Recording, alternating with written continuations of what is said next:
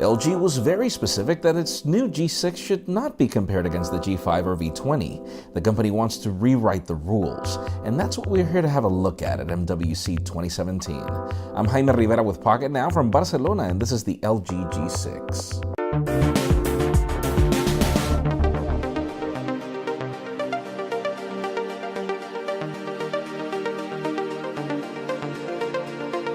The LG G6 is a very interesting new approach to making a phablet. The company claims that users want two things: a large display and also improve one-handed use, but we know those goals are both a contradiction. The result is a G6 that looks nothing like its predecessors and even current competitors. The polarizing microdized aluminum is now gone in favor of a thick aluminum trim and the glass front and back. And those of you complaining about the trend of thin and light phones can actually put those to rest with the G6, as the company has even made the glass back flush with the dual camera lenses. Now, most of the story is on this display. Years ago, we saw LG fit the same screen of the first Galaxy Note onto a smaller frame with the G2, and history repeats itself as we see a large 5.7-inch display fit into a body that's far smaller than devices like the iPhone 7 Plus with 5.5 inches on the display. It's the first time that we see an 18:9 aspect ratio on a smartphone, but it allows for the device to become narrower, all with the intent of improving one-handed use with less horizontal finger travel. The result is quite striking at first glance, given the whopping 80% screen-to-body ratio. LG is dubbing this its full vision display. They call this QHD Plus at 2880 by 1440 resolution, and it now supports both HDR10 and even Dolby Vision, making it ready for HDR content from sources like Netflix or Amazon Video.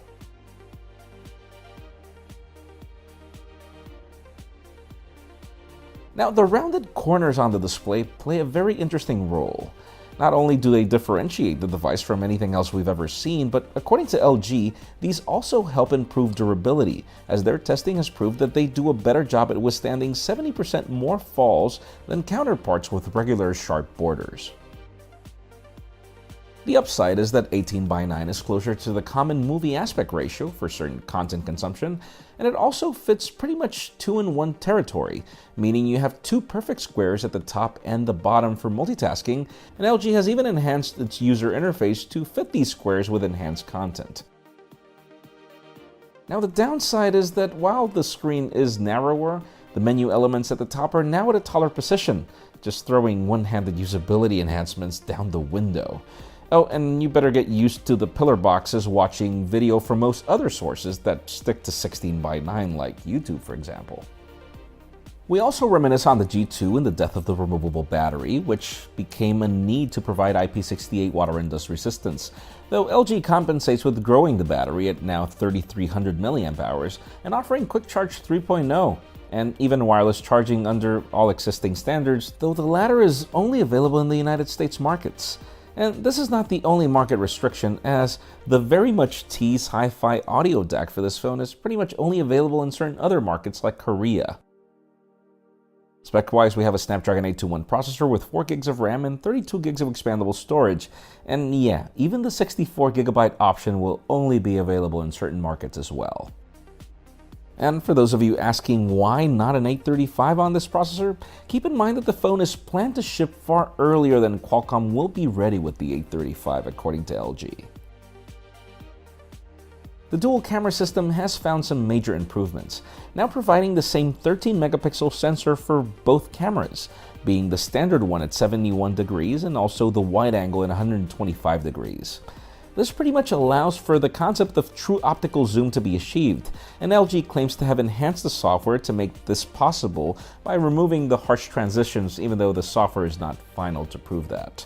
And in the case of the selfie shooter, we have a 5-megapixel camera with a wide-angle 100-degree lens. We will have to leave the software talk for later, as this unit is final hardware, but the software is still not final.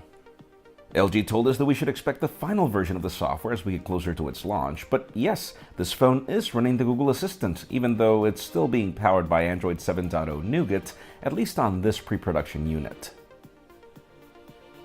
So yeah, this is the LG G6. Definitely a very interesting approach to a phone, and in my personal first impressions, I will have to say the phone feels a lot smaller than it looks at a glance.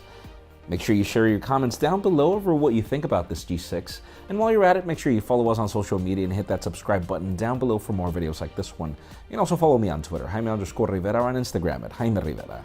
Please give this video a thumbs up if you like what you saw. I am Jaime Rivera. Thank you very much for watching. We'll see you on the next one.